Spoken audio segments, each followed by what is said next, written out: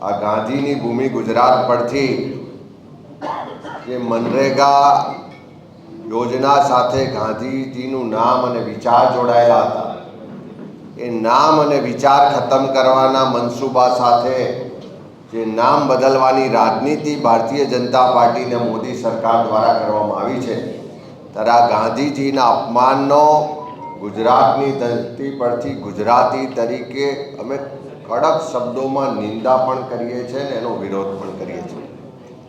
આખા વિશ્વમાં સૌથી મોટી રોજગાર આપતી કોઈ યોજના, કાયદો એટલે આ મનરેગાનો કાયદો. યુપીએ સરકાર દ્વારા ગામડા તૂટતા અટકે, સ્થળાંતર થતું અટકે, સ્થાનિક રોજગારની ગેરંટી મળે, એ ઉમદા ઉદ્દેશ સાથે આ મનરેગા યોજનાની શરૂઆત કરવામાં આવી. અને આ યોજના કરતાં કાયદો આપ્યો કે 100 દિવસની રોજગારની ગેરંટીનો અધિકાર આપ્યો. અને એના જ કારણે આખા દેશમાં અનેક ગ્રામ્ય વિસ્તારોમાં ખૂબ સારા ઇન્ફ્રાસ્ટ્રક્ચરના કામ થયા, ખૂબ સારી રીતે લોકોને રોજગાર પણ મળતો. પણ જ્યારથી મોદી સરકાર આવી ત્યારથી જ પહેલા દિવસથી આ કાયદાને નબળો બનાવવા માટે, જેને પહેલાં ભણતા હતા કે કોંગ્રેસની આ નિષ્ફળતાઓ રૂપી કાયદો છે, એનો જશ પોતાના નામે લેવા આ નામ બદલવાની રાજનીતિ શરૂ થઈ. પણ નામ બદલવાથી કોઈ જશ મળવાનો નથી.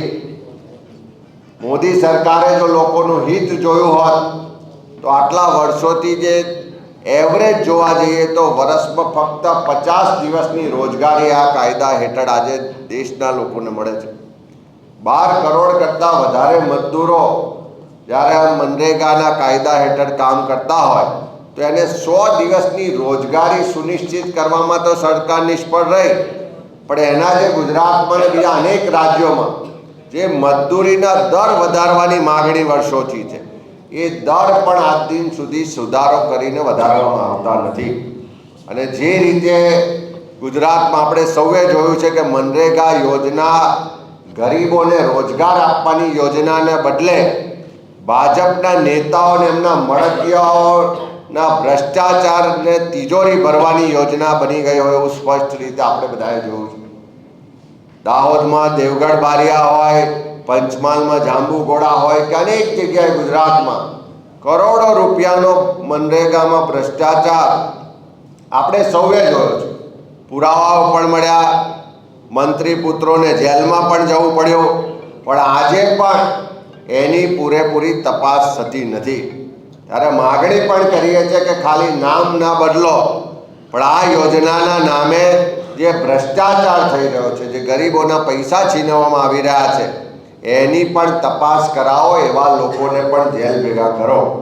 ખાસ કરીને આખા ગુજરાતમાં તમે બધા જાણો છો કે ભ્રષ્ટાચારને ખતમ કરવા માટે, ભ્રષ્ટાચારીઓને જેલ ભેગા કરવાના સંકલ્પ સાથે ખેડૂતોના દેવા માફીની વાતને લઈને અનેક જગ્યાએ યુવાનોના રોજગાર, ફિક્સ પગાર, કોન્ટ્રાક્ટ, આઉટસોર્સિંગ પ્રથા નાબૂદ કરવા માટે, દારૂ ને ડ્રગ્સની બધી વધી રહી છે, યુવાધન બરબાદ થઈ રહ્યું છે, ત્યારે નશામુક્ત ગુજરાત બનાવવાના સંકલ્પ સાથે જનાક્રોશ યાત્રાની શરૂઆત કરી.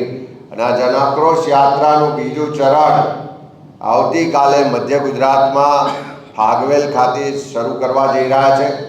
ત્યારે સમગ્ર ગુજરાતના લોકોને અમે આમંત્રિત પણ કરીએ છીએ કે આ ભ્રષ્ટાચારને નાબૂદ કરવા માટે, દારૂ ને ડ્રગ્સના નશાને નાબૂદ કરવા માટે, યુવાનોના રોજગાર માટે, ખેડૂતોના સંપૂર્ણ દેવા માફી માટેના સંકલ્પ સાથે આયોજિત જનાક્રોશ યાત્રામાં બધા જોડાવા માટે આહ્વાન કરીએ છીએ.